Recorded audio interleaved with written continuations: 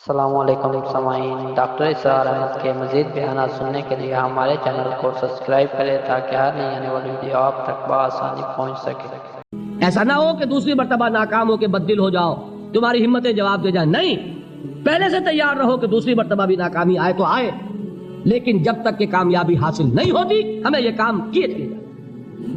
دیکھیے سیرت میں آیا کہ نہیں یہ واقعہ؟ بدر میں مسلمانوں کو فتح ہوئی تو احد میں زک پہنچی کہ نہیں؟ 70 صحابہ شہید ہوئے کہ نہیں؟ اگر ان کی ہمتیں جواب دے جاتی تو گاڑی کیسے چلتی آگے؟ تو فرمایا وَلَنَبْلُوَنَّكُمْ بِشَيْءٍ مِّنَ الْخَوْفِ وَالْجُوعِ وَنَقْصٍ مِّنَ الْأَمْوَالِ وَالْأَنفُسِ وَالثَّمَرَاتِ، ہم تمہیں لازم آزمائیں گے خوف کی کیفیت سے، فقر و فاقے کی کیفیت سے، بھوک سے، جان کے نقصان سے، مال کے نقصان سے، محنتوں کے حاصل کے ضائع ہو جانے سے۔ وَبَشِّرِ الصَّابِرِينَ، اور اے نبی بشارت دیجئے صبر کرنے والوں کو۔ الَّذِينَ إِذَا أَصَابَتْهُمْ مُصِيبَةٌ، وہ کہ جب ان پر کوئی تکلیف آئے، کوئی مصیبت آئے، کوئی آزمائش آئے، قَالُوا إِنَّا لِلَّهِ وَإِنَّا إِلَيْهِ رَاجِعُونَ، وہ یہ کہیں کہ ہم اللہ ہی کے ہیں، اللہ ہی کی طرف لوٹ جانا ہے۔ یہ وہی انداز ہے جو میں نے فارسی کا شعر سنایا تھا آپ کو کہ سرے تسلیم خم ہے جو مزاج یار میں آئے۔ وہ ہمارا مولا ہے، ہمارا آقا ہے، اگر اسے یہی منظور ہے تو ہمیں بھی یہی منظور ہے۔ میں نے تسلیم و رضا کی بات کی تھی نا، آپ کو کچھ شعر سنائے تھے، ایک شعر اور سنیے، اور یہ کس کا ہے؟ محمد علی جوہر کا۔ ایک مرتبہ جیل گئے، ان کی ایک بیٹی جوان بیمار ہوئی، فوت ہو گئی، باہر چھوڑا انگریز نے، جاؤ بھائی دفن کر دو بیٹی کو۔ دوسری مرتبہ جیل گئے، دوسری جوان بیٹی اسی مرض میں مبتلا ہوئی۔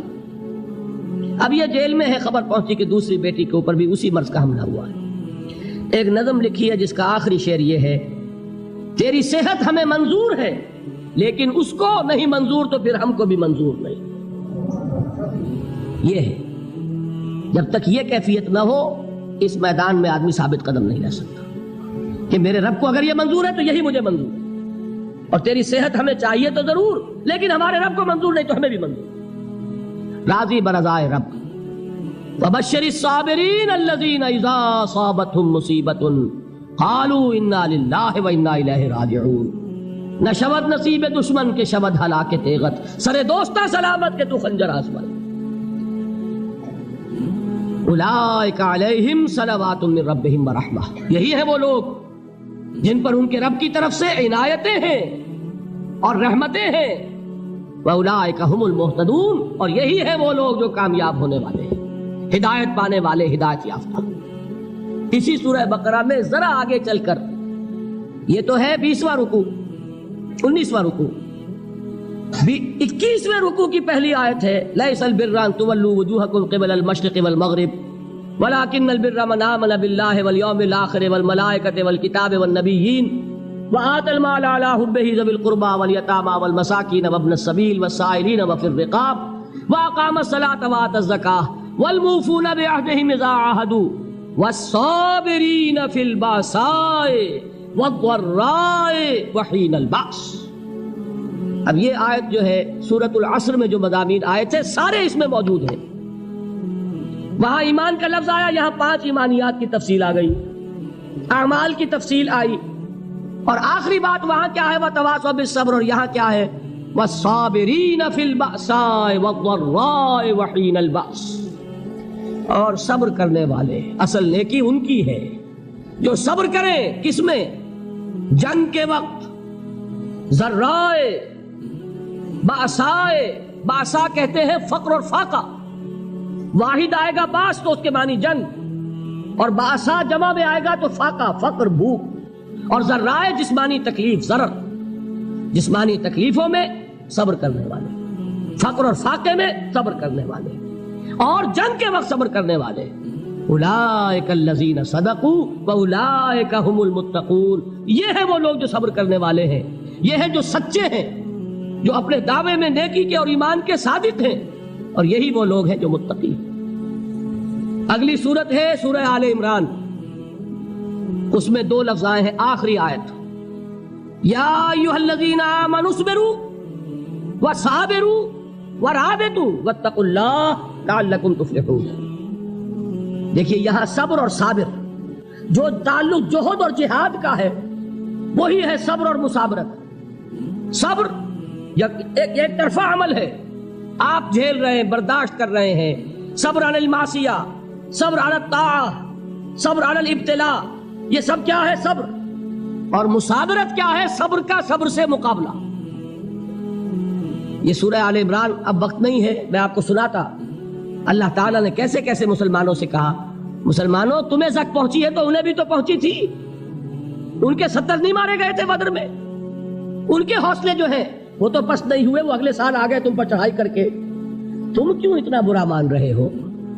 تمہارے دل اتنے زخمی کیوں ہو گئے؟ تمہیں تکلیف پہنچتی ہے تو انہیں بھی پہنچتی ہے. اپنی غیرت جو ہے ہمیں ذرا اس کا جائزہ لینا چاہیے. لوگ باطل نظریات کے لیے کتنی قربانیاں دے رہے ہیں، لوگ باطل چیزوں کے فروغ کے لیے کتنی محنتیں کر رہے ہیں. جیسا کہ میں نے ابھی کہا تھا، اسی غیرت کو چیلنج کرنے کے لیے، ذرا آپ کی حمیت دینی کو جوش دلانے کے لیے. قادیانی نوجوان کتنی تعداد میں اپنے آپ کو دین کے لیے وقف کرتا ہے، اور آپ کتنے نوجوان ہیں جو اپنے آپ کو دین کے لیے وقف کرتے ہیں، اور ہوں وہ کھاتے پیتے گھرانوں کے لوگ. یہ نہیں ہے کہ اگر کوئی اور کام نہیں کر سکتا تو پھر یہ ہے کہ وہ دین کے کام میں لگ جائے. باصلاحیت لوگ، کھاتے پیتے لوگ، ذہنی استعداد رکھنے والے لوگ، اونچے گھرانوں کے لوگ، وہ وقف کریں اپنے آپ کو دین کے لیے. اس کے بغیر کیسے باہر آ جائے گی، کیسے رونق آ جائے گی؟ تو دنیا میں باطل نظریات والے جو ہیں، یہ بات کہی گئی ہے، مسلمانوں تم اگر توحید کے لیے لڑ رہے ہو، دیکھتے نہیں ابو جہل کو، اس نے گردن کٹوائی ہے شرک کے لیے، شرک کے لیے گردن کٹوائے، اور تم توحید کے لیے گردن کٹوانے کو تیار نہ ہو. اس نے گردن کٹوائی کہ نہیں کٹوائی؟ اور کس طرح کٹوائی ہے؟ جو کہ بڑا متکبر قسم کا، فرعون قسم کا شخص تھا. جب گردن کاٹنے لگے تو کہتا ہے ذرا نیچے سے کاٹنا، تاکہ جب تم نیزے کے اوپر چڑھاؤ میرے سر کو تو اونچا نظر آئے، معلوم ہو سردار کا سر. وہ بدبخت مرتے ہوئے بھی جو اس کی یہ کیفیت تھی نا، اس کو ذہن میں رکھیے. تو یہ اس لوگوں نے قربانیاں دی، جانے دی. تو فرمایا اگر تم ان سے زیادہ قربانی نہیں دو گے، یہ جو نوٹ کر لیجئے اس کو، مجرد اگر حق کو غالب کرنا اللہ کے ذمے ہو تو آنے واحد میں غالب کر دے گا، تمہیں تکلیف ہی دینے کی ضرورت نہیں. سمجھ رہے؟ کیا اللہ کے مقابلے میں کوئی؟ السلام علیکم سامعین، ڈاکٹر اسرار احمد کے مزید بیانات سننے کے لیے ہمارے چینل کو سبسکرائب کریں تاکہ ہر نئی آنے والی ویڈیو آپ تک بآسانی پہنچ سکے.